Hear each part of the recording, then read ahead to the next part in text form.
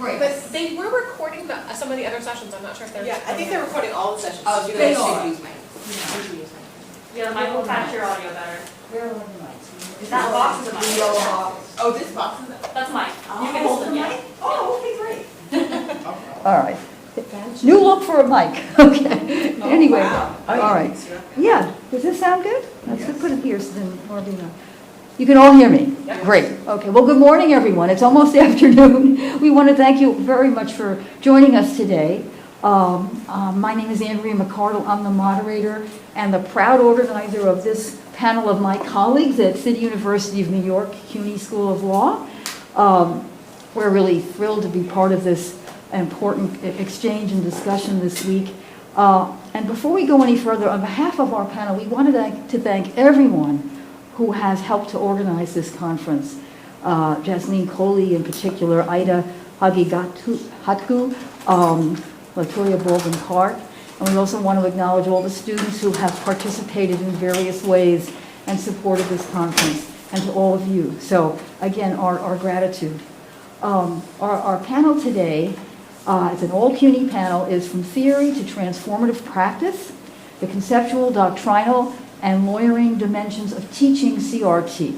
Our format is that I will introduce the panel and briefly introduce each member of the panel.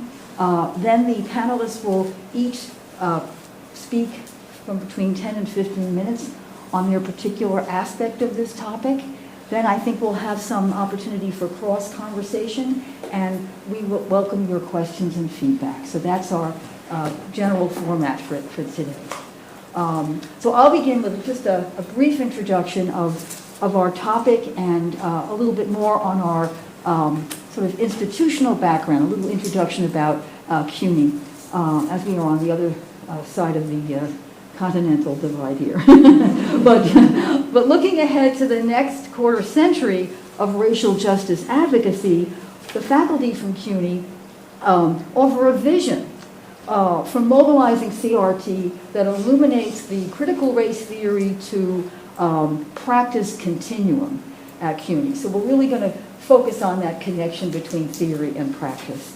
And since its inception in 1983, CUNY's mission-driven program has invited in a diverse learning community of students, many of whom are historically underrepresented in the legal profession. And we've built a curriculum that centers social justice lawyering that comprehensively addresses the presence of racial hierarchies in law and integrates critical theory with both doctrinal study and lawyering and clinical programs that really shape students' professional identities and trajectories in social justice movement advocacy. So that's our overall mission. And I would have to say, we started in '83, and in those early years, in the '80s, we actually had as one of our faculty members, one of the primary contributors to the development of CRT scholarship, and that was Patricia Williams, and she produced a number of her well-known and enduring pieces, including Alchemical Notes, and On Being an Object of Property, and a Spirit Murdering the Messenger. All those pieces were written during the time that she was at CUNY. So we were, very much involved and present in the thinking around CRT in those early formative years. And what we're going to talk about today is sort of what we've done since then and how we've brought it forward. So our curriculum has always had a heavy representation of classes that addressed inequities in the law, and with a particular focus on racial injustice. And in the aftermath of George Floyd's murder, our curriculum committee, and I've been involved in the curriculum committee for a number of years, canvassed the decades of course offerings that we had at CUNY that focused on racial injustice. We also did outreach to faculty members and to our alums to get a sense of, where the curriculum started in the '80s and where it was in the present and the early 2020s, and what else we needed to do in thinking about our educational mission and the problem of continuing racial injustice. And it led, all this discussion that we had in the curriculum committee, led to a recommendation that we should do two things, that we should continue to address racial injustice throughout the curriculum in a more pervasive way, and that we should add a mandatory CRT course, a foundational course, that would give students a shared framework for speaking and thinking about racial injustice, how to address the ideology of white supremacy, and as it informs the substance of U.S. law, and how they can respond effectively as movement lawyers. So that became our specific goal.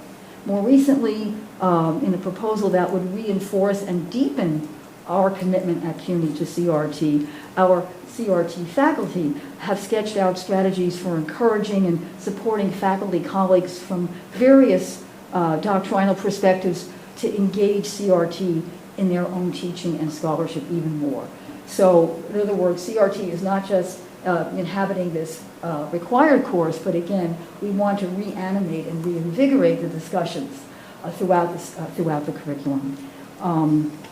Now, our panel members, I'm very proud to say, have contributed in significant ways in shaping and teaching and continuing to conceptualize and strategize the role of CRT in our curriculum.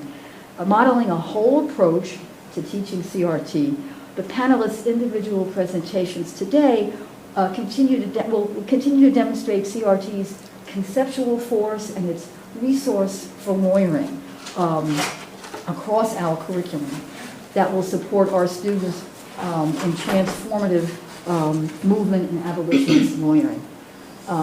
So with that, by way of an introduction to our curriculum and some of our pedagogic and curricular commitments, I'm going to briefly introduce each of my colleagues, giving you some sense of what their discussion will be today and a little bit about their teaching and scholarship. And there's more information, of course, in the bios. But we're going to start with Marbre Staley-Butts and her consideration of CRT and movement lawyering, pedagogical approaches to understanding and exploring CRT's relevance to contemporary radical social movements. And Marbre is going to, this discussion today is going to raise some crucial questions. How can CRT actually build power? And there's been discussions about power throughout this conference, right? How can it enact non-reformist reforms? And how can it transform systems of harm? Marbre teaches Liberty, Equality, and Due Process, what we know as LEDP at CUNY. It's CUNY's first semester course that focuses on 14th Amendment law. In addition to that, she teaches CRT and movement lawyering and focuses also on other criminal justice issues. And her scholarship focuses on developing an abolitionist reform framework and strategies for movement lawyering. And it's reflected in her forthcoming book, for which she is co-editor and author, Lawyering for Liberation, a toolkit for movement lawyers. And before Marbre joined our faculty, she co-founded and was the executive director of Law for Black Lives. After Marbre speaks, we'll move to Tromtoli Hutt, and her paper is Reclaiming Anti-Colonial Solidarities, Bridging CRT and TWAIL, which is Third World Approaches to International Law, in Legal Pedagogy and Movement Lawyering. So you can see a theme emerging here about how we're connecting CRT to practice. Professor Huck teaches contracts, CRT, labor law, lawyering, the Workers' Rights Clinic, and the Mississippi Project. As she will develop in her discussion today, Professor Huck Tromtoli has brought CRT and TWAIL specifically to her teaching of contracts and to her scholarship in such works as the article Integrating a Racial Capitalism Framework into Teaching First-Year Contracts, and the book chapter Decolonizing Objective Theory, Race and Coloniality in U.S. Contract Law. Tromtoli's analysis for today's panel discusses an important and overlooked insight for CRT, demonstrating how anti-colonial, imperial, capitalist frameworks exist within Black radical traditions, and how that insight might help students understand how structures of anti-Blackness, coloniality, capitalism, authoritarianism are upheld by law and legal institutions, and how this understanding can better equip them as movement lawyers.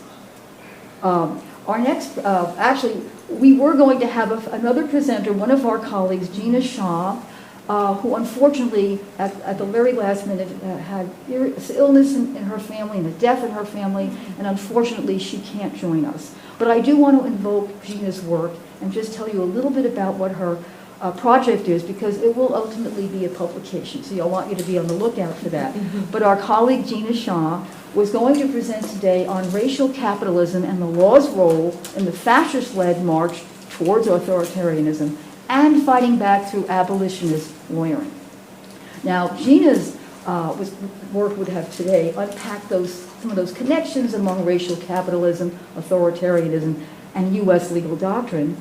And she would be considering specific sets of doctrine, how they facilitate capital accumulation, under and also reinforcing and enforcing racial capitalism. And she would have pointed to abolitionist lawyering as the crucial strategy in the quest for racial justice. Now, Gina also teaches and writes on LEDP and movement, CRT and international law, and her scholarship addresses the 14th Amendment and movement lawyering through the lens of CRT and racial capitalism. And that's reflected also in her forthcoming chapter in Marbury's book. Her chapter is Praxis, Understanding Law and Power, again in Lawyering for Liberation, a toolbox for movement lawyers. So again, Gina's not here, but I wanted to invoke her work, and hopefully you'll have a chance to engage with it in the future. And next we have our colleague Donna Lee, and her discussion focuses our attention on applying critical race theory and decolonizing methodologies in clinical legal education. Donna brings extensive experience in clinical supervision and teaching.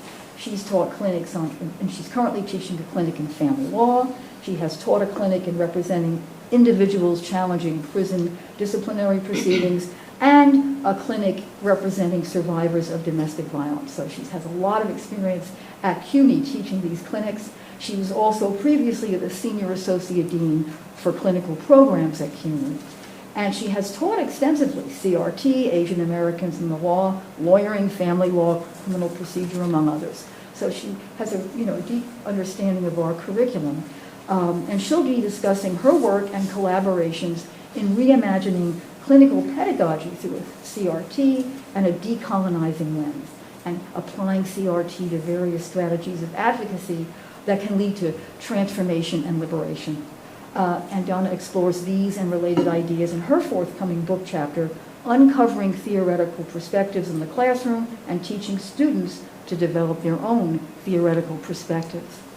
And last but not least, our colleague Jared Trujillo will follow with From Framework to Practice, Teaching CRT as a Living Lawyering Tool. Now, Jared is going to address the importance of grounding CRT in the everyday contexts and oppressive systems in which our students will practice law, housing law, immigration, criminal law defense. These are systems that also reflect many of our students' own lived experiences. Jared teaches LEDP as well, CRT, First Amendment, and law and the abolition of modern-day carceral systems. And his discussion today explores pedagogical interventions that encourage students to think like abolitionist lawyers and policy strategists within a movement lawyering framework. And that's an approach that's also reflected in his forthcoming book, Drafting Justice, Legislative Drafting and Strategy for Movement Lawyers. So with that, by way of a very brief introduction, I know now you want to hear a lot more from our presenters. We'll start with Marbury. Again, each will speak for between 10 and 15 minutes, and then we'll have some cross conversation. Thank you. Awesome. Thank you so much. This is hilarious, but this is a microphone. Hi, everybody. So as was said, my name is Marbury. I use she and her pronouns. I'm super excited to be here and honored to be sitting here with the most incredible colleagues I could ask for, Andrea, for organizing us so effectively and so lovingly. I am like an off-the-cuff girl, but I've noticed that everyone reads remarks. So we're gonna try a reading of remarks and see how it goes today. But really, my comments and paper are just a reflection of my last 3 years of teaching critical race studies critical race theory at CUNY, and specifically what I think my students have taught me and pushed me to think about. And so the kind of two questions that animate this talk and this conversation are, one, what can CRT contribute to a radical movement kind of perspective, and specifically movement organizing? And so what can we take from kind of basic CRT tenets and ideas that actually allow us to think about how we practice movement lawyering in a way that actually builds that? And then I think conversely, once you think about that, you also have to ask yourself, what can movement lawyering teach us about CRT? What are theories or ways that we have to sharpen critical theory to be more adaptable and more relevant to movement? And so I'll be looking at kind of three basic CRT tenets: interest convergence, reform and retrenchment, and then the kind of early on debate between CRS and CRT about the importance of rights as a framework. And I'll be talking about the ways in which I had to adapt that curriculum to my student body and my students, who are radical in many ways, and think about kind of the relevance of these ideas to them. I want to give a bit of background to explain both kind of this challenge around teaching CRT from the left, which is not, from my understanding, the challenge that most people have at their institutions, but we have a unique kind of student body at our institution. I'll start by though saying that, I often say that CRT saved me in law school. I doubt, I would say I'm almost sure, that I would not have finished law school if not for kind of a CRT intervention. And specifically, Jamelia Morgan, who was a colleague of mine in law school, who when I was in the middle of first year classes being like, what the am I doing here? And who are these people? Introduced me to critical theory as a way to really understand and make legible my experience of the law as a site of violence and as a site of illegitimacy. And so there's other people who are way smarter than us who have thought about this and theorized on this. And so for me, CRT was key because it provided me a language for what was almost like kind of an instinct about what I was being taught. And it provided me a way to challenge what professors and others were saying as kind of like a neutral doctrine, right? And so it provided me with kind of the framework and the language. And so, once I finished law school, I spent a decade doing movement lawyering work. I was radicalized in that work.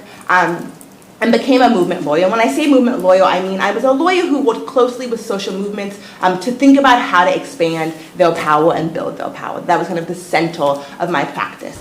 And I honestly didn't think very much about CRT explicitly. I'm sure the kind of the skepticism of the law that CRT gifted me was a helpful kind of pinpoint, or a helpful kind of grounding, and the focus on narrative and the attentiveness to this kind of cycle of reform and retrenchment, all I'm sure were things that mattered in my practice. But I very rarely was like quoting Carbado or Crenshaw in my interactions with movement, right? But after a decade of movement lawyering, I've returned to the classroom as a professor, and a CRT professor specifically, in what's now a mandatory class at CUNY. And it's a very unique school. As Andrea mentioned, we have this dual mission of access, and so that means a majority of our students come from and have experienced the kind of organized divestment that Ruth Wilson-Gilmore talks about, the over-policing and the other forms of racialized and class-based harms. And as a result, they are deeply skeptical of the law. They don't need to be versed in how the law isn't neutral. They don't need to hear about kind of all of the ways in which these structures were in many ways built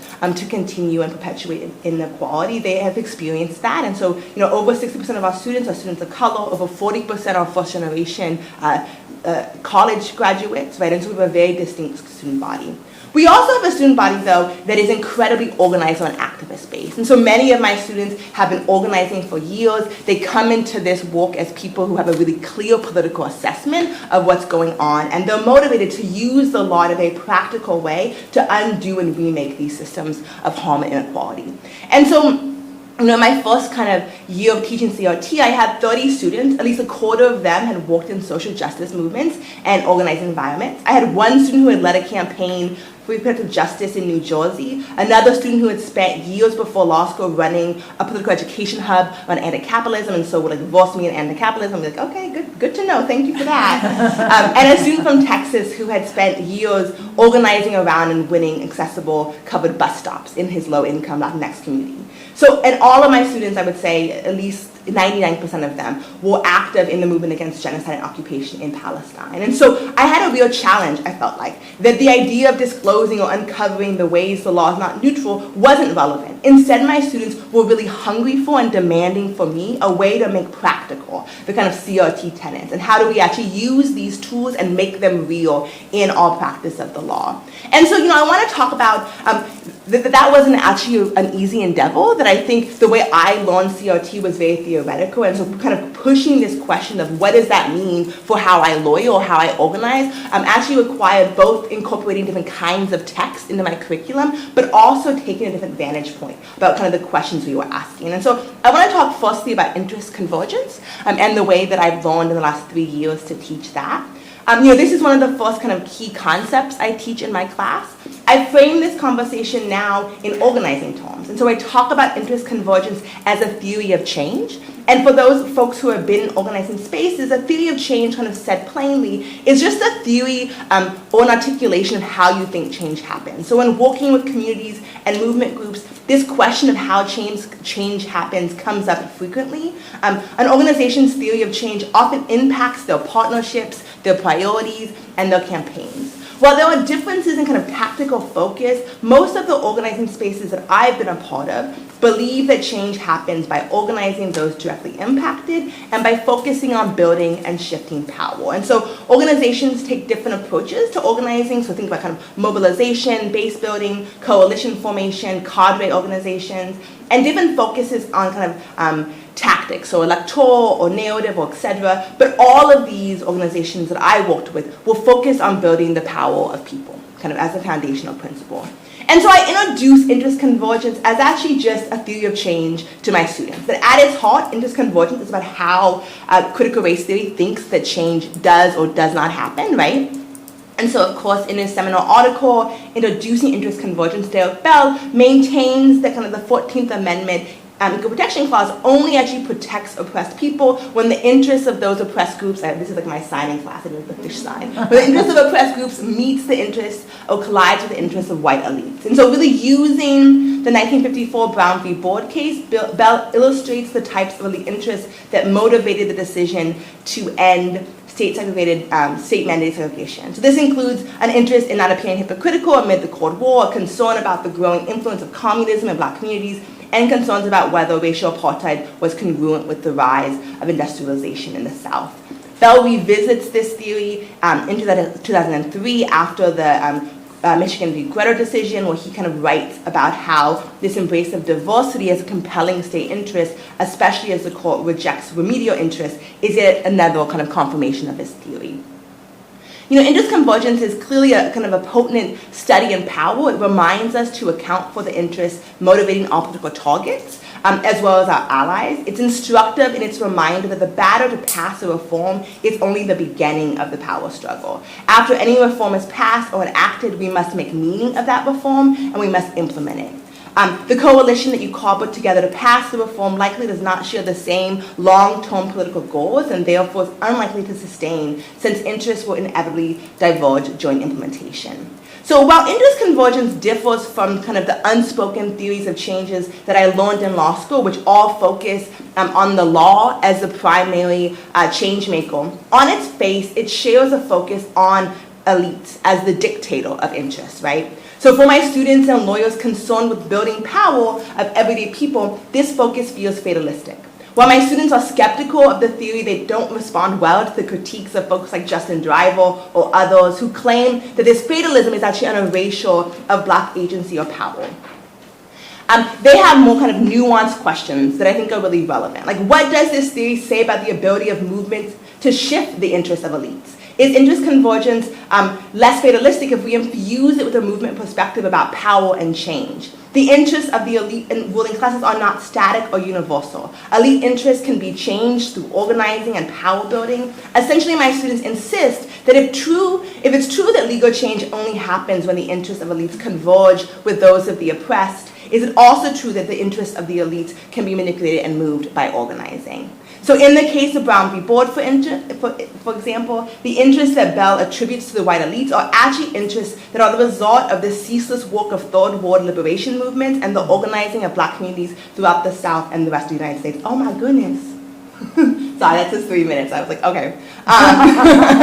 In that case. And so, again, this kind of interest this, the focus of my class on interest convergence is really a kind of a critical historical examination about what can we as movement actors do to shift the interests of those in power, and kind of focusing on how do we study actually the organizing that goes into shifting interests. And so I try to make sure that my students leave with kind of 3 key takeaways from our conversation. One is that it's essential that we as lawyers and movement lawyers have a really clear-eyed idea of how we think change happens. That if we are not clear about kind of what we think the mechanisms of change are, we cannot be effective strategists in using or wielding our legal tools. And so rarely do we kind of ask ourselves, or in law school our students, what we think makes change. Secondly, I really encourage my students to engage with kind of Bell's interest convergence insofar as it can help us understand the limitations of reform, limitations that we should take with us into our work. It makes clear that kind of legal strategies by themselves are destined to fail. And thirdly, I try to emphasize for my students that interest convergence need not be fatalistic, because while it calls into question the very kind of efficacy of legal reforms, it opens up the door for change through organizing and power building. Interest convergence implies a real need to build movement power in order to be able to change the conditions and the terrain on which we fight. I think I'll do non-reformist reforms quickly, and then I'll pass it on, and folks have questions about the rights conversation. Awesome, that sounds good. So the other kind of piece that I've had to really challenge myself to teach and think about is this idea of reform and retrenchment. And so this is, of course, a dialectic that's first introduced by Kimberly Crenshaw, and I think others, Carvalho and Gamal, have talked about the ways in which reform and retrenchment is a logical result of interest convergence, right? That when change only happens as a result of this convergence of elite interests and movement interests, any given reform kind of contains these contradictory aims of an elite that is trying to kind of concede as little as possible to maintain power, and a movement that this is the first step in the kind of wildest dreams and the wildest radical imaginations. And so I talked to my students a lot about kind of the inevitability of this cycle, and we've talked and kind of rallied around 3 ways that we can think about how to mitigate this seemingly inevitable cycle of reform followed by retrenchment. The first one is this idea of how do we use our legal privilege to shift dominant narratives and challenge hegemony, right, which is at the key, kind of at the heart. That many of our demands are inherently limited because they kind of abide by the hegemonic logics, and so how do we change those logics? We also talk a lot about how do we use traditional legal tactics as part of a defensive strategy, and an emphasis on then building alternatives as our key offensive strategy. And then third is how do we adopt kind of the socialist or abolitionist ideas of non-reformist reforms to help us craft more effective legal solutions. And so I think, for the first piece of this idea of how we're disrupting narratives, we spend a lot of time talking and thinking about how can we as kind of practicing lawyers and future lawyers legitimize and create counter-narratives. And so what are the spaces inside of policy spaces, courtrooms, where we can really push our status and legitimacy to demand and question the kind of hegemonic norms. And students have been incredibly excited and effective in thinking about how things like case filings, press conferences, and media around cases are chances to uplift the stories of our clients and to challenge the legitimacy of these systems in kind of fundamental ways. Students with kind of extensive organizing experience have also talked about how lawyers kind of have a legitimizing effect, and so how do they uplift demands that might seem radical or that may be radical in a good way of movement actors, and talk about how illegitimate some of these systems and forms are in meaningful ways. The second piece of this, I think, is about how do we use the law as only a kind of a defensive tactic, but really lean into Dean Spade and Andrea Ritchie's ideas about building alternatives. And so how do we really use the law to mitigate harm, but focus instead on building alternative spaces and spaces that are kind of mutual aid or outside of the system to actually build up the world we're trying to create. And so I think a lot about the work of Movement for Black Lives and others who are focused on building alternatives in this moment. And the last piece of this has been written extensively by Professor Gamal and others about how do we use this idea of non-reformist reforms, and this is an expression that comes from Andre Gortz in the socialist context, of how do we actually use the policy and laws to create reforms that move us towards kind of a North Star, that don't recreate or legitimize systems of, in his case, capitalism or hierarchy, and instead create very small but tangible openings for folks to imagine a new future, build power together, and challenge the logics of this system. And so and this has been adopted by abolitionists in different contexts, critical resistance and others, as well as immigration advocates in detention watch and other places. So how do we use this idea that you can actually kind of move some reforms that actually open up more space in a meaningful way? And how do we do that to move towards this kind of abolitionist future? So I will stop there. Over time, I apologize. But just this idea of, I think, as we see this centralization of authoritarian fascism and this backlash to movement demands, this question of how theory is relevant and actionable is an essential question we have to be asking. And where CRT scholars fall on questions of things that are kind of at the forefront of movement, whether that's Palestine or abolition, should be the center of our scholarship. How we think our theories impact organizing and what CRT can contribute to ward building are really kind of fundamental questions that I think all of us could do well to spend a lot of time on. So thank you. Passing the square.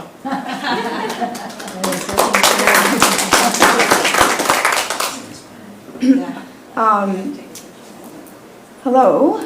So I just want to also begin with gratitude to Andrea for kind of like marshaling us together. So I'm on sabbatical, so I'm, if you ask for anything else, I'm not going to, no, except for Andrea. And also, I want to give gratitude to UCLA's CRS program. It's just been in this moment, like every day, and I think maybe Sunita mentioned it, also stop stealing our New York badass activist. But that's okay, she's now a professor of law here. But it just, we need to find our people, and I feel like every time I come here, even though there's always areas where I think we can always do better, and I'm going to stretch in my talk about where we can go, but it's just really, I just want to echo that. Margaret's experience in the law school, even though I went to Northeastern, which is considered to be a very progressive space, I think the alienation of law always reminds me of my guru, Bell Hooks, who talks about sort of theory as a site of healing, theory as a way to make meaning of one's life, of the world. And so I always start that in my CRT class because there's a sort of oftentimes an anti-theory, anti-intellectualism, but we cannot let the sort of systems of domination take away our ability to self-determine and our ability to define for ourselves, like, how do we make meaning of the world? So I wanted to kind of like sort of preface with those two things. And also I'm going to borrow Sunita's sort of model of what's the problem and then what do we do, because I think it's a very important framework, because we're also here on the panel, we're going to talk about what is it that we're talking about. And so I'll be talking about sort of a TWIL, international colonialism intervention into CRS, but from a different lens than perhaps I've heard the last 2 days. But then what does it mean for movement lawyering, and what does it mean in terms of teaching? So I think that sort of way in which my remarks are kind of organized. I want to thank Margaret because she did the sort of foundational work in terms of the core CRT tenets around colorblindness, interest convergence, and historicizing CRT, because the comments I'm going to be making sort of fit into that. So I think want to thank you for taking the time to like sort of lay out foundationally, where are the stretches we can make in terms of the doctrine.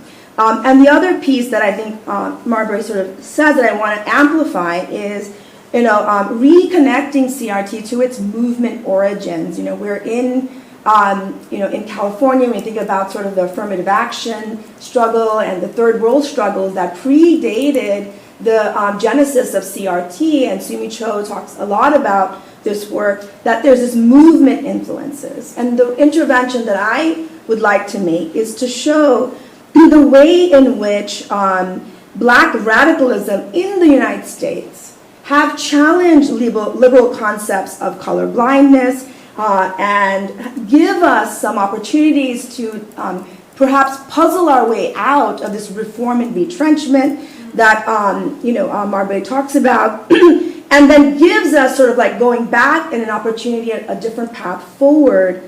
And to kind of maybe, I won't have as much time to maybe sort of think through like, why is it that the colonial analysis of Black radical thinkers, US-based, and I also talk about the Black diaspora, were pushed out of civil rights discourse and then didn't make its way through and travel through CRT, right?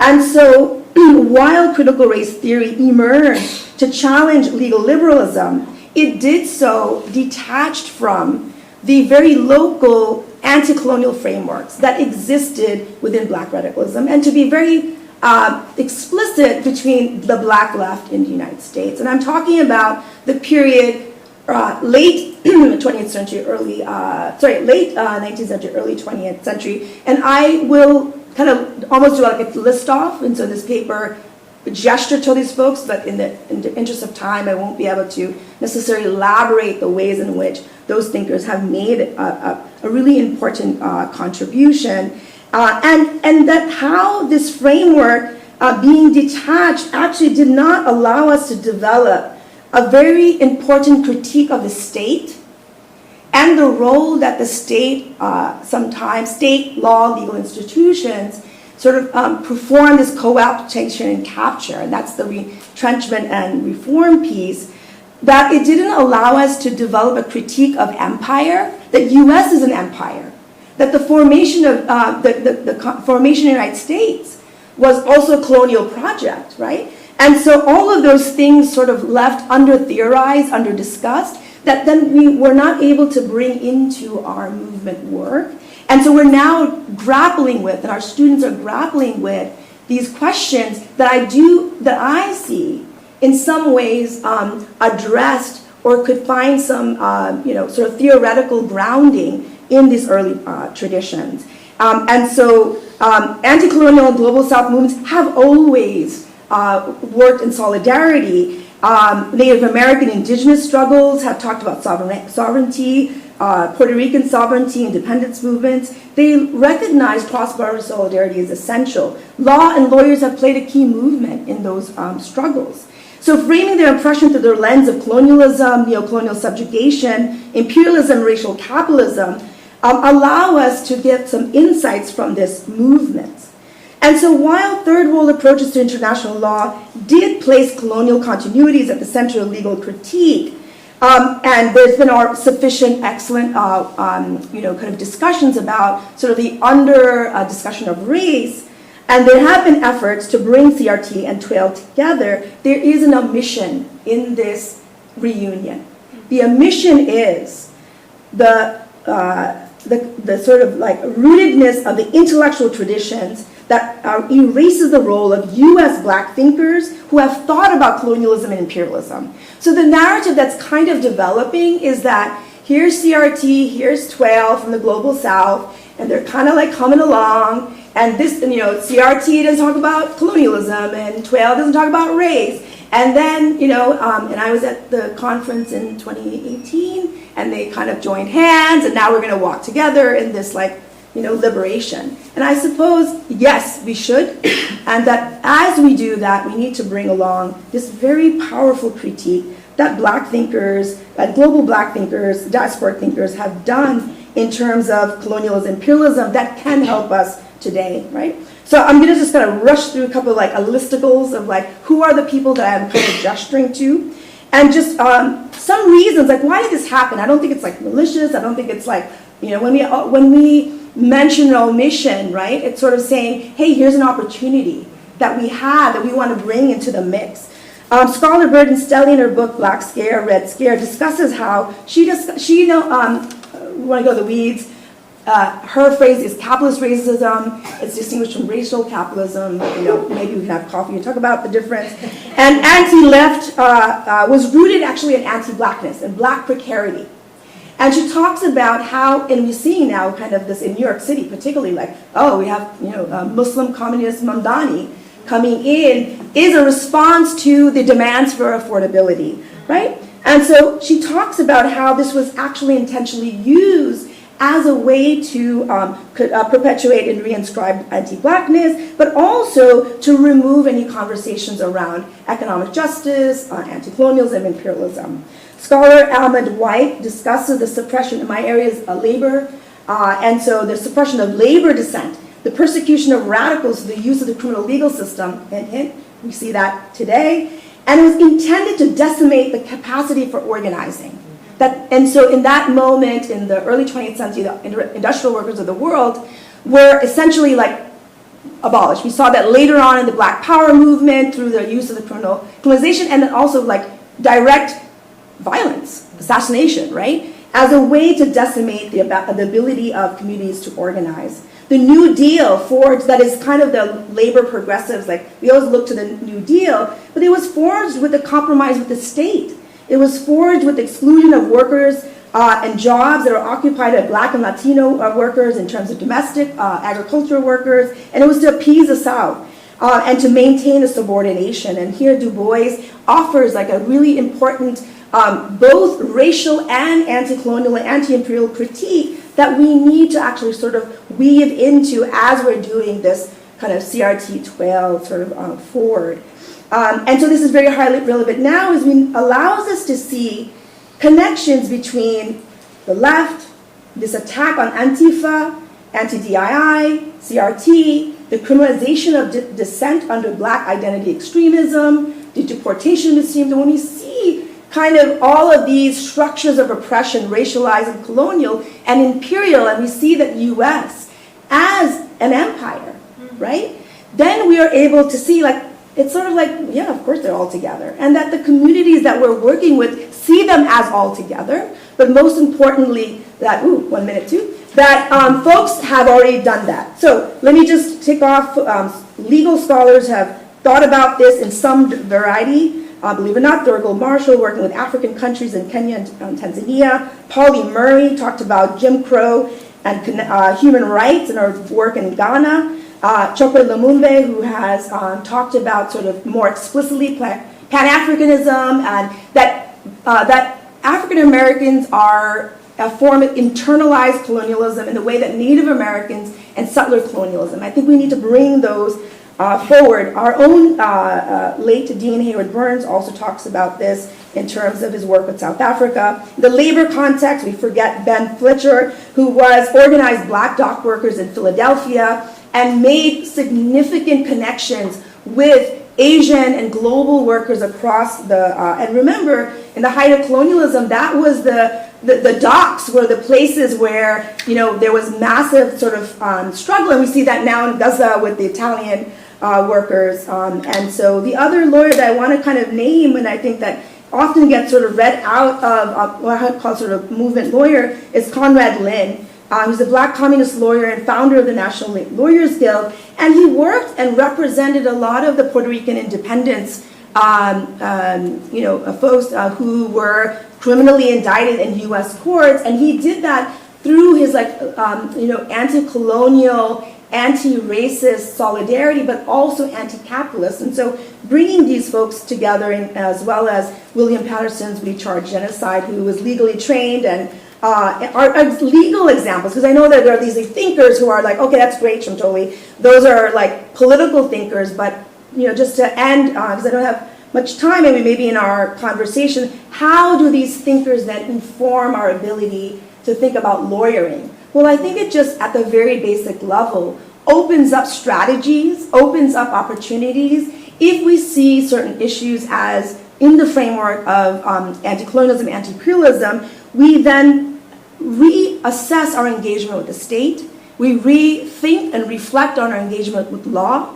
And when we do that, it opens up a whole other set of solutions. And I think Margaret already mentioned them, which is mutual aid, solidarity economies, and so economic development that are not reliant on the state, right? And so that we move towards strategies that actually may honor these sort of anti-colonial solidarities. And then, also I want to end with ideas around reparations. The last panel we talked, Natasha was like, what about reparations? And we're still struggling with that. But I think this anti-colonial framework helps us with that. So I'm going to end there. Yes, pass the cues. Hi, everyone. My name is Donna. I use she, her pronouns. And I also wanted to start by thanking you for joining us, which is now in the afternoon, Saturday afternoon, for our panel. And also to express appreciation to Andrea, who was kind of like our conference mother, who gathered us and emailed us and encouraged us, reminded us of deadlines, as well as my brilliant colleagues, Marbre, Champoli, and Jared. I've taught at CUNY in the clinical program for like 20 years, but 3 years ago, I ventured out of the clinic and into teaching CRT for the first time without my colleagues' help and this amazing book by Kiara Bridges, the CRT primer. It wouldn't have been possible. I've learned so much through this process. This conference has been like drinking from a fire hose. Every panel, my hand hurts because I'm taking so many notes, but it's really a pleasure and a joy to be here with all of you. So Gina, who couldn't be with us today, described our panel as broadly divided into two parts, what we teach and how we teach. And I'm going to focus on some of the hows, namely some pedagogical methods and tools we've used in the clinical program at CUNY Law School. I also want to give credit to 4 amazing women of color collaborators from other law schools, Narinda Brown, Anju Gupta, Renee Hatcher, and Anita Sinha, with whom I've had the joy of working over the past couple of years on a project that's seeking to decolonize clinical legal education.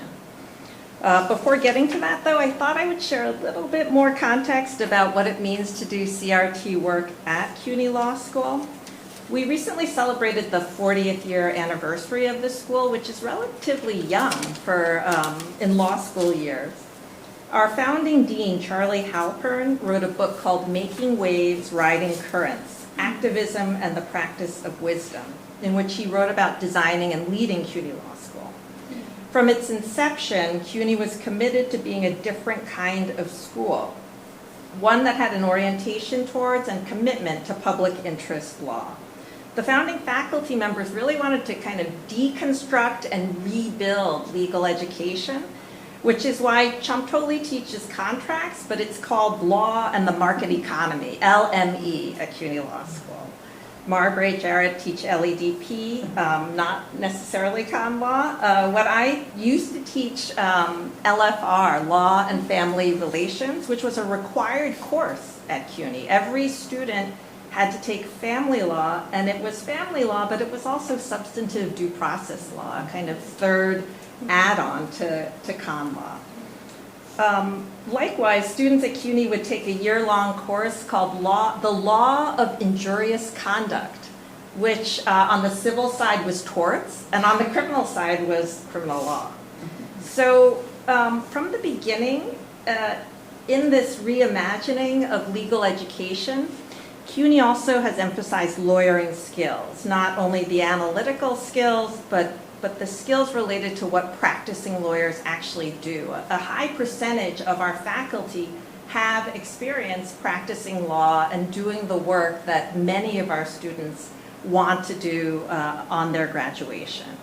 So we've always taught interviewing clients, negotiation, mediation, counseling clients, focusing on helping people in the real world to plan their lives and achieve their goals. In his remarks at a 1983 ceremony for the opening of the law school, Dean Halpern stated, quote, "We've tried to provide a curriculum which is rich enough in historic, economic, and sociological understanding so that our students will see the ways that law fits into larger society and the ways that law can address social injustice." So even from the very founding of this school to the current point, there's always been that theme and that kind of emphasis. CUNY has also always had a commitment to experiential education. Every student in our day and our evening program is required to take a 10 to 16 credit clinical course in order to graduate. Most CUNY law students do go into public interest and social justice work after graduation, and they won't necessarily have the privilege of an organized or structured training program the way that private law can offer its new law grads. And so it's both an imperative and a commitment of our institution to prepare our students for practice. The school's motto is law in the service of human needs, and CUNY has the dual mission of training social justice lawyers and diversifying the profession. In terms of how our clinical programs incorporate CRT concepts and commitments, I'm going to talk briefly about 4 things that we've been doing in CUNY clinics for many years, and that I think we can do better by providing pedagogy counter-narratives. You know, like using CRT, it's a little meta, but in terms of the way that we speak about our clinical teaching and explicitly embracing CRT concepts as our theoretical foundation. These 4 things are project work, positionality, client-centeredness, and clinic community building. So first, every clinic, from family law to criminal defense to immigration, disability justice, and community economic development, incorporates both individual client work and project work. The project work often involves collaborations with community-based organizations so that students can engage with institution-focused work.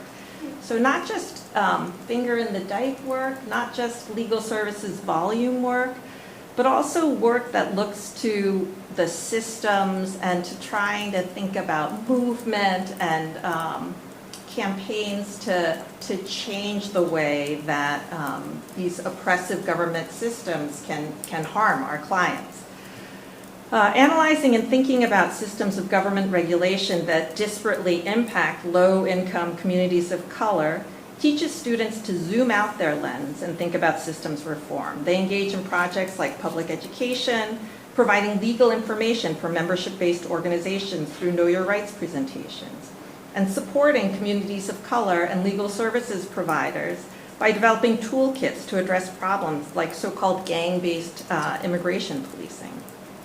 Rather than seeing law as an individual prosecutor in the criminal defense clinic, charging their client with a specific misdemeanor crime, they learn about the school discipline to prison pipeline, mass incarceration, the material conditions of people's lives that limit their opportunities. And then also they learn about envisioning prison abolition. Okay, so project work. The second technique is positionality. Working with Narinda, Anju, Renee, and Anita, we offered a modification of the clinical teaching methodology known as rounds. This is a little bit of inside baseball, but if you can stay with me, rounds is a way of having a structured 5-step problem-solving conversation. The first step is to develop a tapestry of facts describing a situation. So for example, one year we had a student who was eager to do rounds about a family court judge who was speaking in an extremely disrespectful, demeaning way to her client in a juvenile delinquency proceeding. So in the same way that you wouldn't ask a literature student to analyze a story without first reading that story, in rounds conversations, our first step is to try to build orally a richly detailed story of what happened. And then after that, after you have a textured idea of what that circumstance was, you can start with diagnosing the problem and offering kind of alternative theories as to what is actually going on in that situation. You can think about what are the goals for the individual in that moment, for the student who is standing next to her client in front of that judge. And then it's only after you have those kinds of foundational conversations that you go to step 4, which is brainstorming strategies. The idea is to avoid jumping straight to a reactive, oh, that happened to me once, maybe you should do this, and then the conversation's over, as opposed to really understanding what is the context, which in this case was a judge, a white male judge who had adopted 2 African-American children who felt like he knew, like he was down. And so, and it created issues in the moment. So fully developing facts, thinking about causes, deciding on short-term and long-term goals will lead to more creative, potentially transformative solutions. So after that problem-solving step and brainstorming, the last step is to reflect. We're very big into reflection at CUNY Law School. And think about, what did I learn from that situation? What do I think went well? What do I think I could do differently the next time? And how can I use the learning that I gained from this experience and bring it into my next experience? So what does positionality have to do with rounds conversations? Our group created a step 0. So before you start that problem-solving conversation, we ask students to explicitly identify the race, gender, power, and privilege of the various actors in the situation. As the ranks of clinical law professors has included more people of color and women of color, and as part of our decolonizing project, we thought it was important for students to recognize their positionality in relation to clients, in relation to their supervisors, AKA us, in relation to their adversaries and decision makers. We wanted to normalize conversations about race and build the muscles and the habit of explicitly talking about race as an important analytic factor in lawyering. So that's the second intervention. The third is the clinical version of centering the voices at the bottom, which we've heard something about over the last 2 days. In clinic talk, this is called client-centered lawyering. So one of the orthodoxies of clinical pedagogy is that it seems indisputable, like of course you do client-centered lawyering. The clients are the ones who have to live with the consequences of whatever the lawyering kind of process results in. And yet I think it's deceptively hard to do in practice.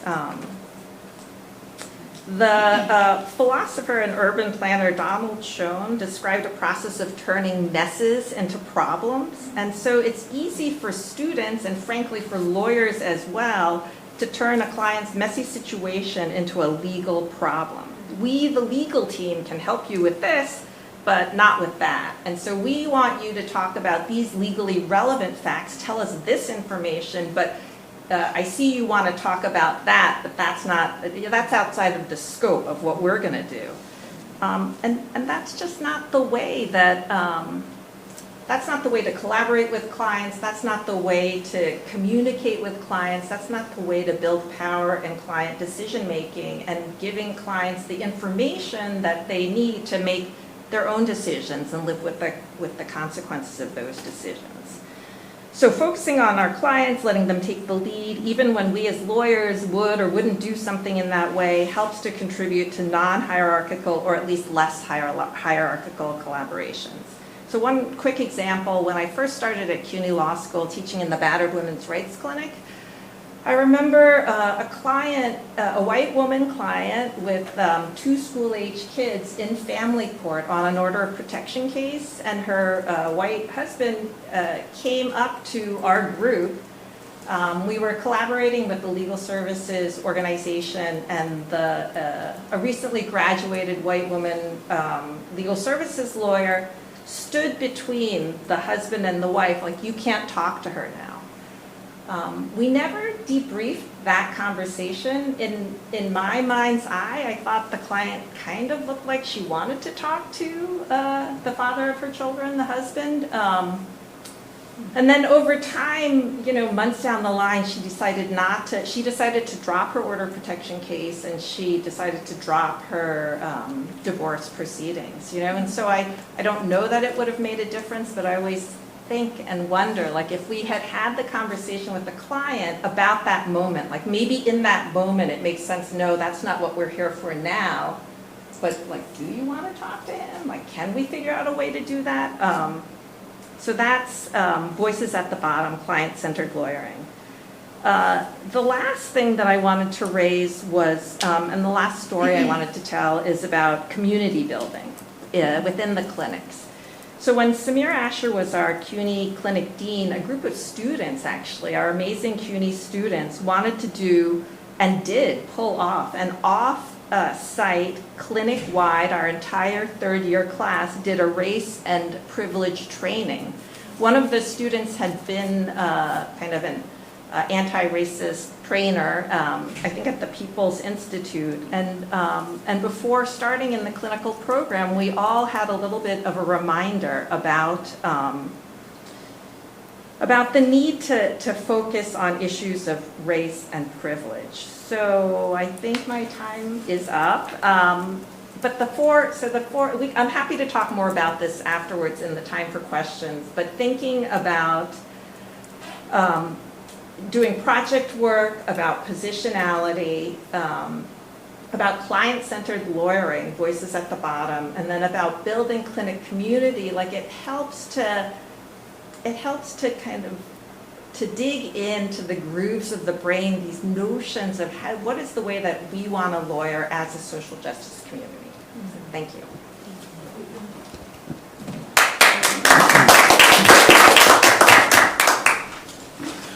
So good afternoon, everyone. I am super excited to speak to y'all. I'm super excited just to work at CUNY with these wonderful people. So when CRT has only been offered at CUNY as a required course for this is our third year. I actually taught it as an elective before.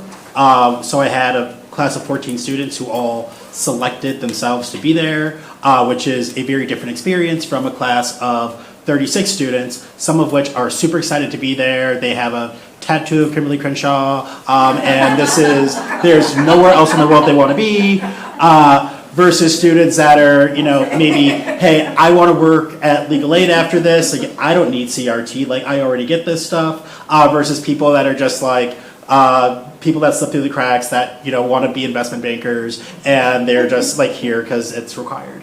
And so it's been a really interesting experience, and I think that the experience could not have been what it is without just the most amazing students, but also just the most amazing colleagues in the world that challenge me in the way that I think, challenge me in the way that I interact with students. Andrea is my next door office mate, and so I feel like I've asked you quite a few stupid questions over the years, even while you're on sabbatical, sorry. And Marbury, who's just like one of the most brilliant people in the world who really challenges not the way that I think, but also what I teach. And then Shamtoli and Donna, who have just like the most wonderful mama bear energy that just is really just so welcoming and just amazing to be around. So I'm super grateful for them as coworkers and as co-panelists.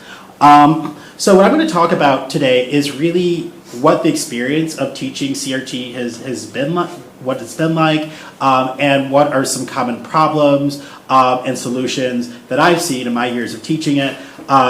These are, I'm very happy during the Q&A portion to also hear other people's solutions and ways that they've, that they've dealt with some of the common problems. There's three different concerns that I'm going to spend time talking about today. The first is, with CRT, something that I'm always thinking about is what type of lawyers are we turning out into the world? And how are our students going to use the lessons that we give to them? How are they going to use the lessons that they're taught to work in campaigns? Campaigns or whatever sort of work that they do after law school or even as interns. And something that I'm always reminded about is in New York, we had this campaign, but there was this campaign with the closing of Rikers. Rikers is our city-based jail where, rates of violence are 7 to 8 times higher than the rates of violence at other similarly situated jails throughout the country. And so jail, and we'll talk about abolition, jail in and of itself is an issue, and then Rikers is a particular issue on top of that. And a few years ago, there was a campaign around closing Rikers, which still has not happened.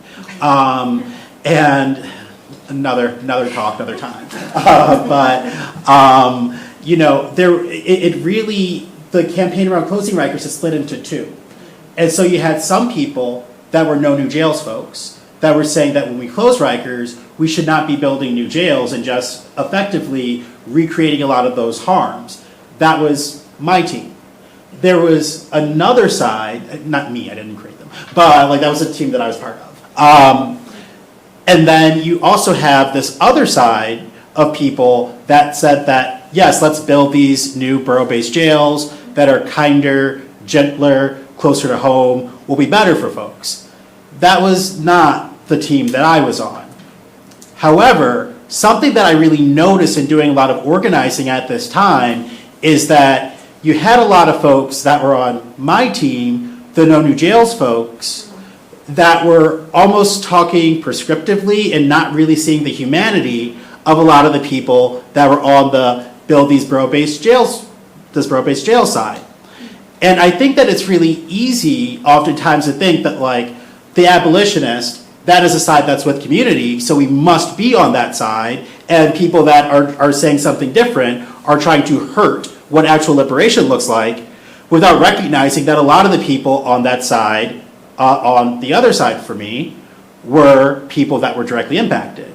People that had who had family members at Rikers that led them, who lost family members at Rikers, who led them to be on that side.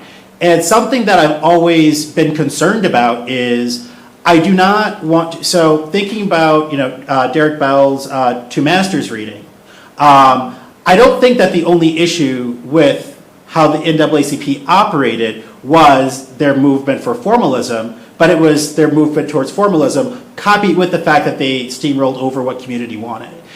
And my biggest fear with teaching CRT is that I don't want a student to learn abolition, so let me go tell this community that you must be abolitionists in the same way that I am. I don't, and that's not just a theoretical concern, but that's something that I think that I even did early in my organizing career, particularly in campaigns around decriminalizing sex work.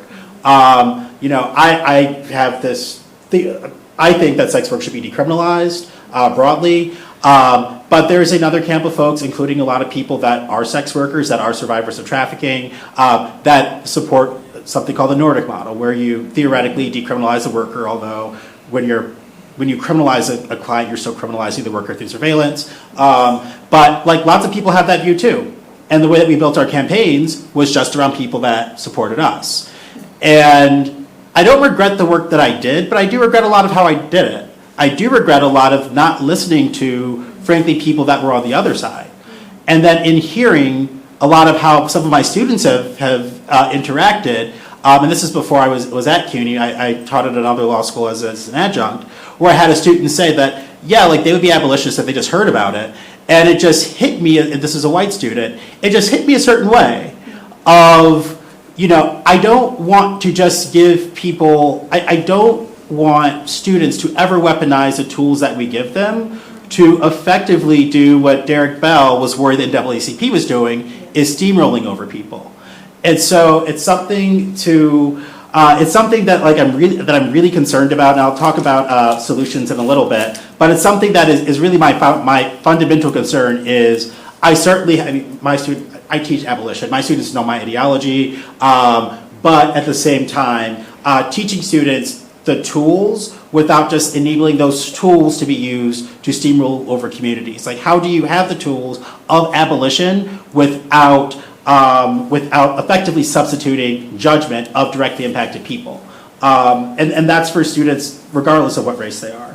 Another concern that I really have for students is that oftentimes, even at CUNY, a lefty law school, our students experience the material in just a variety of ways. Again, we have some students that like want to take it, they love this work, and then other students that like don't think that they need it, and other students that don't see the practical implications of it. And then also, frankly, a lot of students of color that have to do a lot of educating. Or if they don't want to do educating, they hear comments that could really just hurt. Teaching a black woman, talking about DeGraff and Reed to a black woman is different than talking about DeGraff and Reed to somebody else because of how they're personally impacted by it. And so recognizing that, and then the third is just really wanting to be, in teaching people theory, also wanting to be a course that gives students some ideas about how they'll practically apply it. Again, going back to thinking about abolition, oftentimes I think law students really want to just know that there is an answer that I can get to. And with abolition, with thinking about specifically what are reformist reforms versus what are negative reforms, a lot of stuff is in the middle. You know, I've done a lot of work on solitary confinement, and I would love to say that that's an abolitionist a negative reform, but if I really think, and I can certainly intellectualize my way into that, and I have, to myself and to other people, but if I'm really thinking about it, is it actually kind of somewhere in the middle? Does the way that actually getting to abolishing solitary confinement oftentimes look like creating other structures within jails, which actually make jails more legitimate? I mean, we were being recorded, so I'm not going to say yes, but probably, right? And so, you know, just talking with students about how to actually apply that in theory, like how does it feel to actually practice when there isn't a clear positive or negative reform, but things are actually a little bit gray? How does it feel to practice when you have this idea of how the world ought to look, but you're working on a solitary confinement campaign with someone who lost a sibling in solitary? And that's not theoretical, that's like something that really happened, that really continues to happen in a lot of our New York work. Like, what does that actually look like? What does it look like when you're fighting for, you know, a certain policy, and you know what Mariam Kaba might want to hear about it, but New York's governor is no Mariam Kaba. And so it's, you know, to say the least. And so what does that sort of work look like? I want to just briefly go over, because I see that my time is also it's getting there. Law professors being verbose, never happened before. But a few different policy solutions that I've seen that have worked. One, just really integrating in multiple areas of law. I think that helps keep students engaged and recognize that this is, again, this is theory, but also it does have practical application to what they want to do after law school. I like to pair hypos with conversations around self-care and not just leave self-care to a certain part of the semester, because, again, there are students that are just going to be hit hard by certain lessons. And just kind of reminding students of that, you know, like whatever self-care looks like for them, I think is really important. I think that content warnings and a mix of levity with difficult conversations is really important, particularly the content warning piece, just so students can, and, you know, just so students can prepare themselves. Modeling what actual implicit bias looks like, how it operates. Something that I don't think we don't have to tell most students that implicit bias is a thing, but oftentimes implicit bias is a thing that impacts other people, but like not me, never. And so really like going through examples with students about and having them think about what explicit bias would actually look like on a case, in a campaign. There is, if during Q&A, I'd be very happy to talk about it, but there's like a specific model that I've used that students can even think about. How does working at an ACLU or any of these organizations, like how does that institutional bias also impact the way that I'm going to do my actual lawyering if I want to be an actual movement lawyer. Hypothetical situations I think have been really useful in the way that I teach, and having students actually practice the theory for a hypothetical client. This is also a good way of dealing with different racial dynamics within the classroom. Is, you know, sometimes writing them into the hypos in ways that, you know, check in with the student first, but writing those into the hypos in ways that oftentimes are ways that students that experience the material more heavily can talk about it in a way that is useful to them without feeling like they are having to have their own story as the one that they teach through. And then the final thing I'll say, because I'm at time, I'm sorry, is mentoring is recognizing that at the end of the day, you know, I can try to be there and I can try to, you know, have to hear every student, but I'm just not everybody's vibe. And that is one of the beautiful things about having such wonderful colleagues. Is that like somebody will be someone's vibe between the four of us. And so just recognizing that, you know, last year we brought in, we had issues of anti-black black transness. And so we brought in a speaker, which I thought was really, really useful. And the student who really pushed us to have that, has maintained interactions with that speaker, which has been really beautiful. Just for them to have someone to say that, I experienced this in a really shitty way. Like, what, am I being crazy? No, like, you're not. Like, what you think is legitimate. And, like, I'm someone who's dealt with the same stuff, which, might not fix the situation, but it's just really good for that student to have that other person to talk to. And so, I know I'm way over time, I'm sorry. But I'll leave it at that.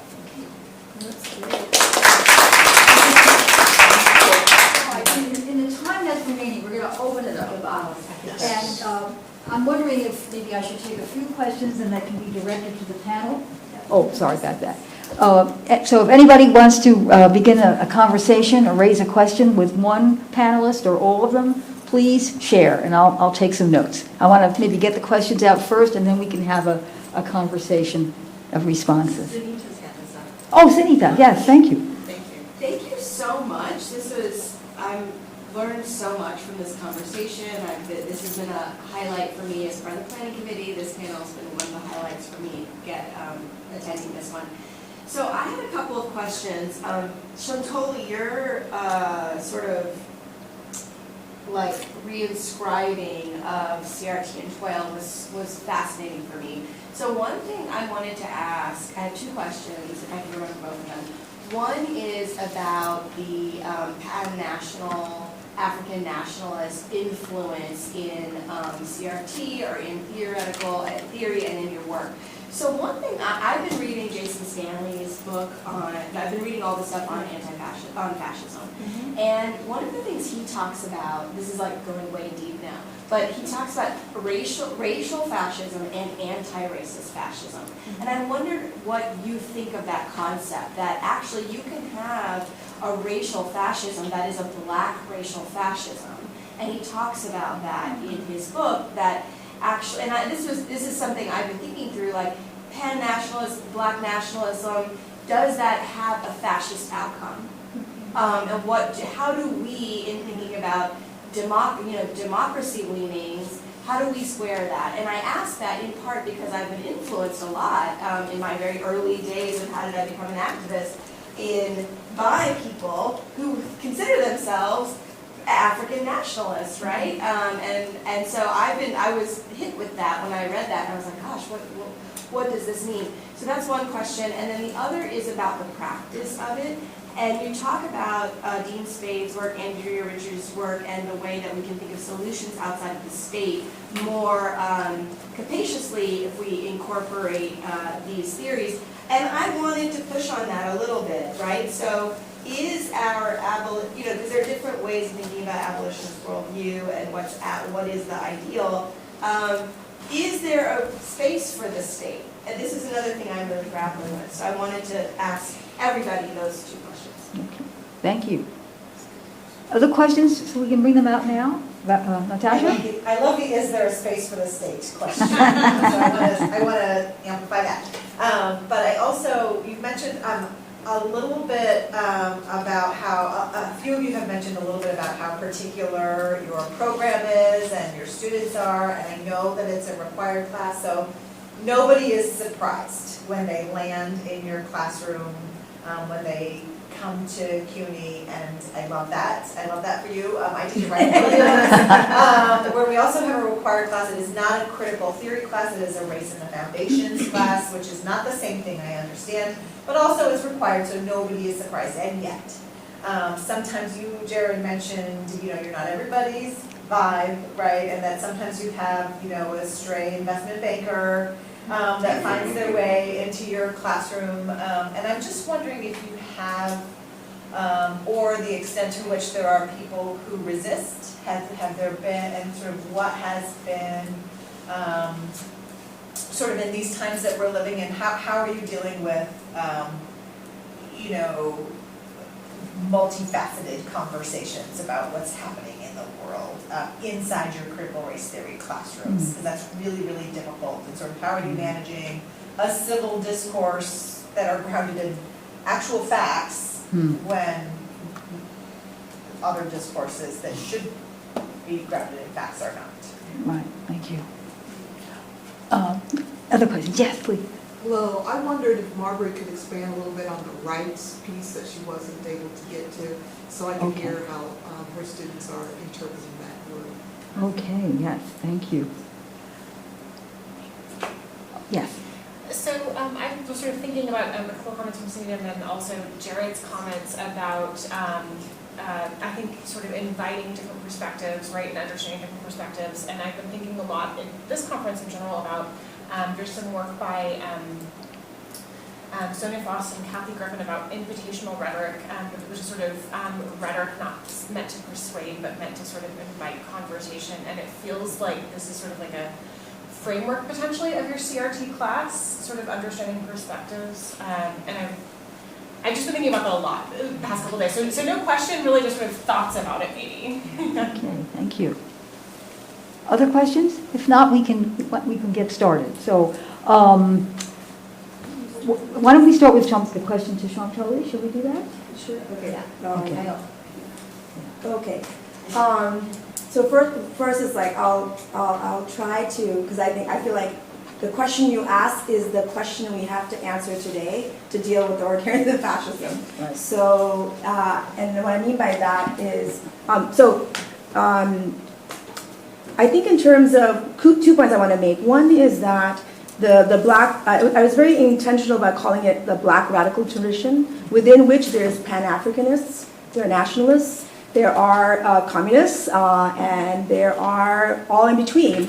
And when you read like Conrad Lynn, who's a black communist lawyer, a biography, he talks about, I was just hanging out with Adam Clayton Powell and Malcolm X, and there was this vibrancy, and so I think one of the other piece, just a side note, is that we collapse the black radical tradition as being one thing. And just like any liberation movements, there's a whole host of intellectual traditions, and part of my bringing this into this 12 CRT conversation is like we lose that part. So this, I'm not as familiar with sort of the racial fascism, anti-racial fascism, but I think I understand the broader point. And I think to take it out of the US context, to give you an example of South Asia, which is the area that I work on, that there's been a lot of work about post-liberation or nationalist struggles don't lead to liberation, right? And we look at India right now and South Asia, that we can have a liberation struggle, that those nationalist struggles then become either communalized around religion,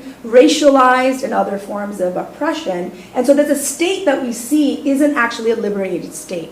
And so the struggle with the state has to be continual. So my introduction of a critique through colonialism of the state isn't to say we don't use it. I mean, I think depends on where your political orientation is. You might be anarchist, you might be anarchist communist. I mean, where are you, abolition? Where are you? But in some ways, the black radical tradition merges and converges with abolitionist lawyering in the way that my colleagues Jared and like Margaret. So like we might be coming at it from different ways, but abolition ultimately says is, are these legal institutions, the political institutions, available to us for our liberation, right? So that's like one piece. And we're still engaging. So I'm not in support of nationalism because nationalism hasn't actually helped liberation struggles in Africa and Asia. And we see that the way in which right now, for example, so I'm originally Bangladeshi, Bengali speaking, that if you are Bengali speaking in India, which is why I don't go now, because of Hindutva fascism, is that it's deportable offense,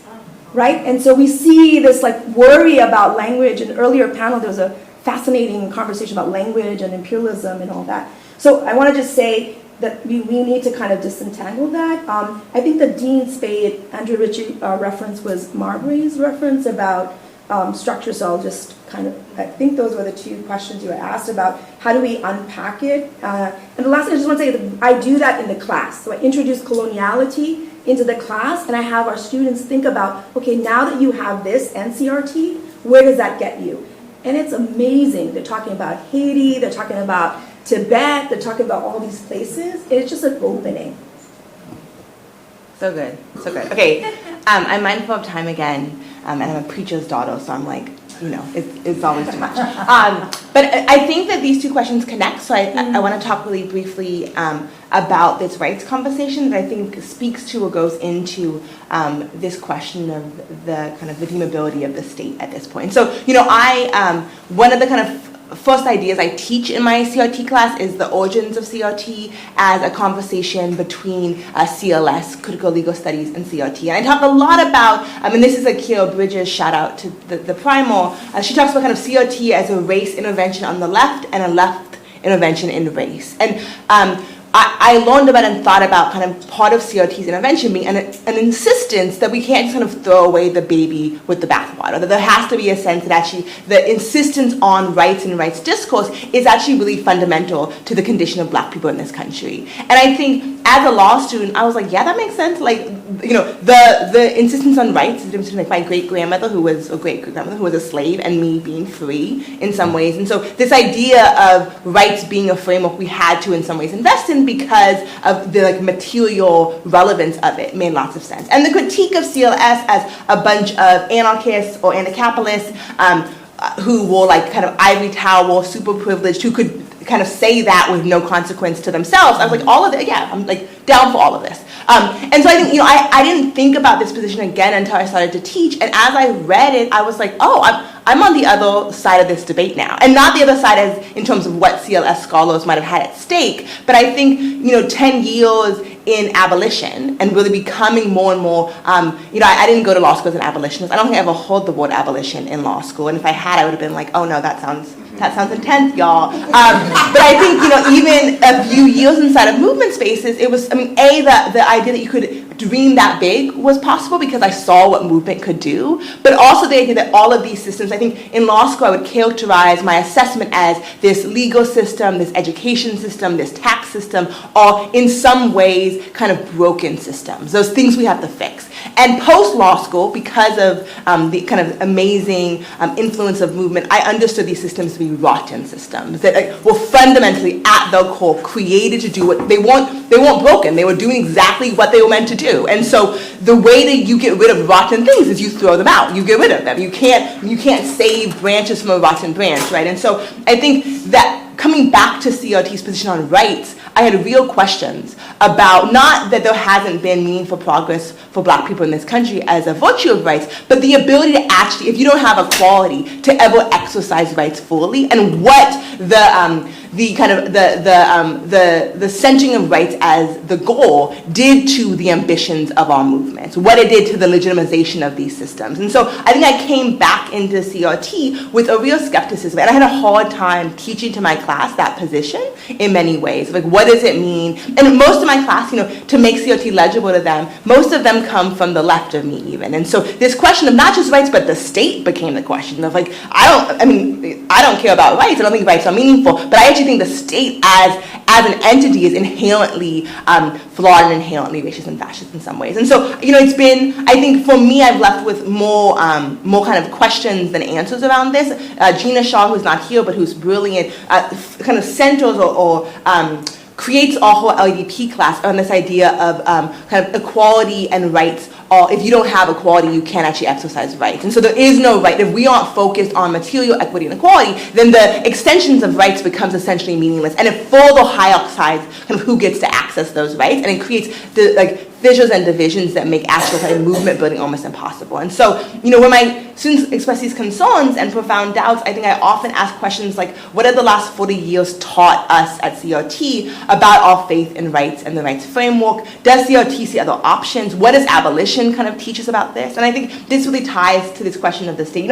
Dean Spade certainly is an anarchist. I would say Andrea Ritchie is. I don't think abolition and anarchy are mutually exclusive or have to be the same thing. But I do think, at least for me, my position around anarchy has I have more questions. I think I was sure about kind of the utility and the importance of the state if you asked me 3 years ago, and now I have questions. And what I will say is every single movement space I'm in, the overwhelming push from young movement actors is an anarchist push. And I think that I am still like in debate with them about that, but I think we have to be realistic about actually some of the most radical and creative thinkers are really pushing us to ask about, is this state recoverable? And if it's not, what are we building instead? And if it is, how are we ensuring that we don't fall into the same cycles? And so I would just say, I think in the same way that abolition wasn't on the table 5 years ago or 10 years ago, and it being on the table has changed, even those folks who aren't abolitionists, it's changed their orientation. I think that anarchy should do the same same thing. I think all of us should grapple seriously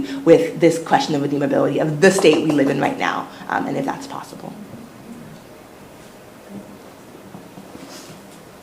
We also had a question about how do we deal with resistance? Is there resistance?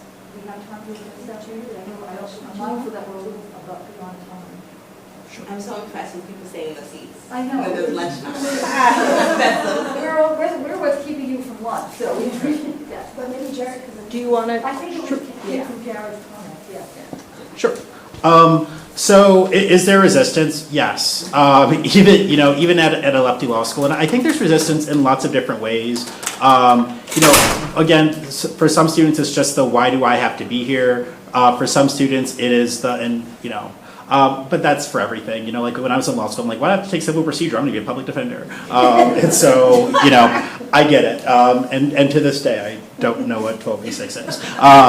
But, so there's that sort of resistance. And then there's also, I think, at least from the way that I've been teaching CRT, particularly in the last 2 years, I think there's a lot of resistance from students that really just want to see this as theoretical. And this is more students from the left, that want to see everything as theoretical. And when I try to bring in practical lessons, they almost don't want to hear it because they just learned this thing about, going back to the abolition example before, what is a positive reform versus what is a negative reform. And I'm saying that stuff has to be in the middle. And then, we have conversations around, you will cause harm in your legal careers. Let's talk about ways to mitigate that.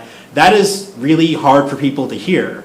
People that went to law school thinking that I'm going to save the world or do these really high-minded things, to realize in almost every interaction that you have, you're going to cause harm because the law is inherently conservative, and the options that you have within the law, even if you're operating as an abolitionist, at times will cause harm, whether that's the harm in the now or the harm in the future.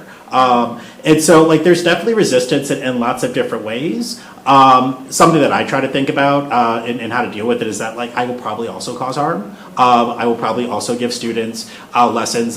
Even lessons that I gave when I taught this as an adjunct, I kind of think back to that and I'm ooh, cringe. And so our different hypos that I gave that I'm maybe this wasn't the best. And so I think keeping that piece of humble pie, I think is really useful.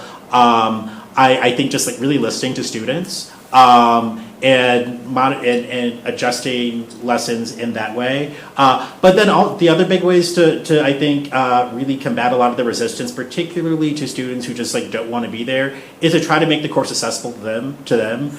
And I do it through hypos and trying to integrate in different areas of law, and also just to make sure that one of the issues with a lot of the resistance, and I see this in CRT, but also in the way that we teach constitutional law, LEDP, is it's not just the resistor, it's also people hearing it. And so, for instance, when we talk about just the inherence of racism, it's one thing for a student to say I don't agree with that, and if you don't, fine, maybe you're the rogue investment banker, that's fine. But there's other students that in my common law class where and this is happening this semester, where they'll say people cared about transphobia, people cared about discrimination against people with intellectual disabilities, people cared about discrimination against women, people cared about all these different groups. But when it came to black folks, by the time we got to 1890, they were kind of desensitized. And I think with the resistance, the thing I worry about the most is how does it impact the other students that are hearing it, that are hearing their experiences really be not appreciated.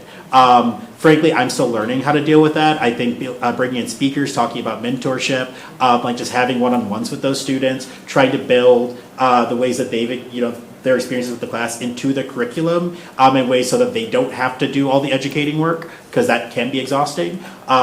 Those are different strategies that I've had to deal with it, but I'm sure, for the 50th anniversary, we'll have hopefully more. I just have one thing to say in terms of managing the classroom space, which is that it's a learning community. Everyone, I love the listening and the invitational rhetoric.